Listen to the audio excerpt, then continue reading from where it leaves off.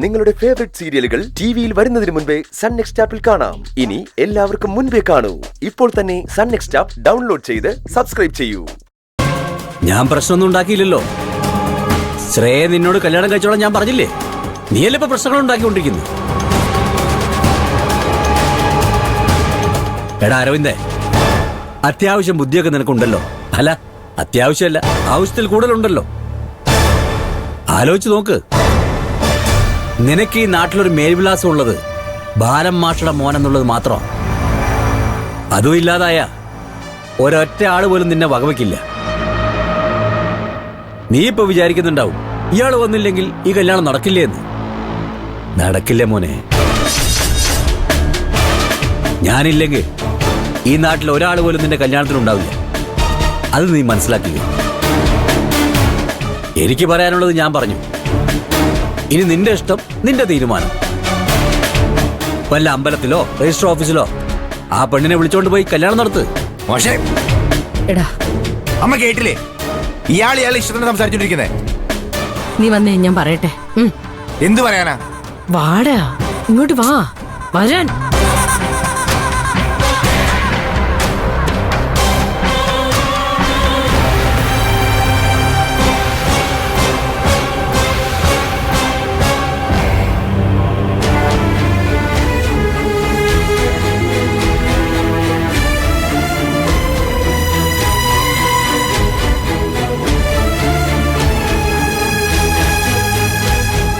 അയാൾ പറഞ്ഞു നമ്മ കേട്ടില്ലേ?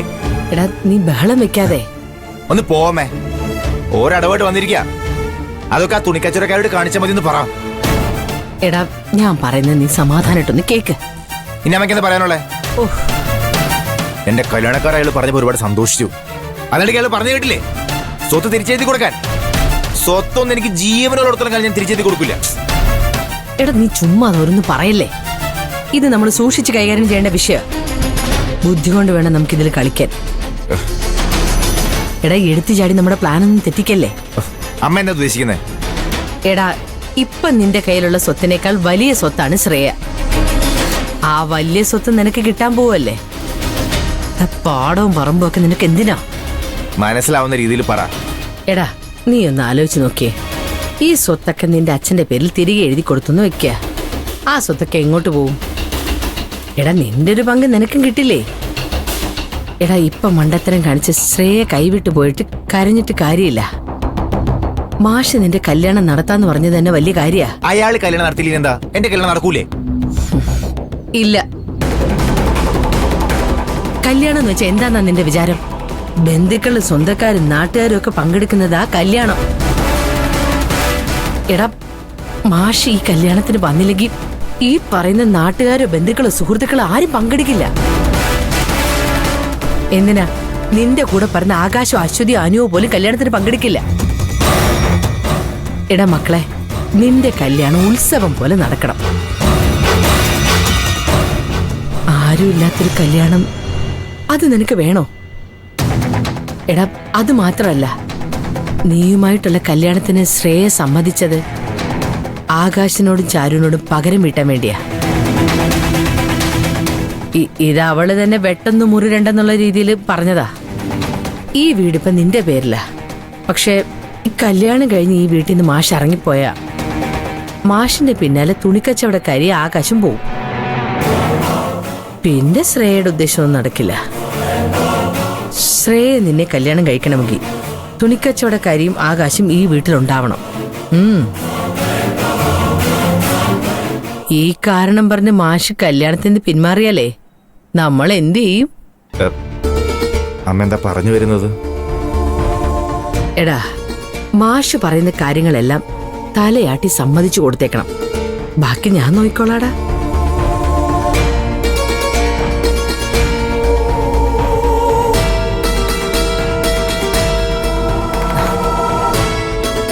എടാ ഞാൻ പറഞ്ഞത് മനസ്സിലായോ? ആ ഇതുപോലെ മാഷിന്റെ മുന്നിലൊന്നും തലയാട്ടിയാ മതി.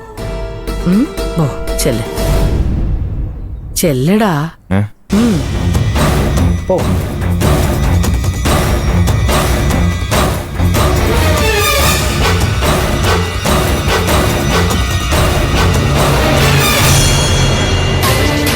പൂച്ചക്കുട്ടി, വലിയ അളിയനും അപ്പച്ചി എന്തായിരിക്കും തീരുമാനിക്കുന്നത്? അതെന്നോടാണ് ചോദിക്കുന്നത്. അവര് തീരുമാനിച്ചു എന്ന് പറയുമ്പോ കേക്കാലോ. രമേശേട്ടൻ കയറ് പൊട്ടിക്കണ്ട.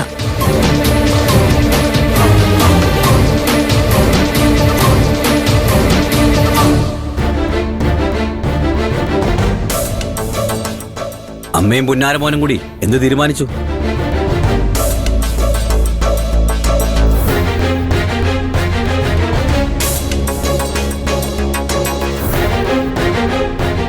ഞാൻ ആലോചിച്ച് നോക്കിയപ്പോ മാഷ് പറഞ്ഞത് ശരിയാണെന്ന് തോന്നി.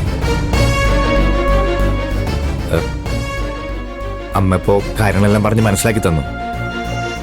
മാഷ് മുന്നിൽ നിന്ന് ഈ കല്യാണം നടത്തി തരണം. അതിലും വലുതല്ല എനിക്ക് സ്വത്തും സമ്പാദ്യവും. സ്വത്തെല്ലാം തിരിച്ചു തരാൻ ഞാൻ തയ്യാറാണ്.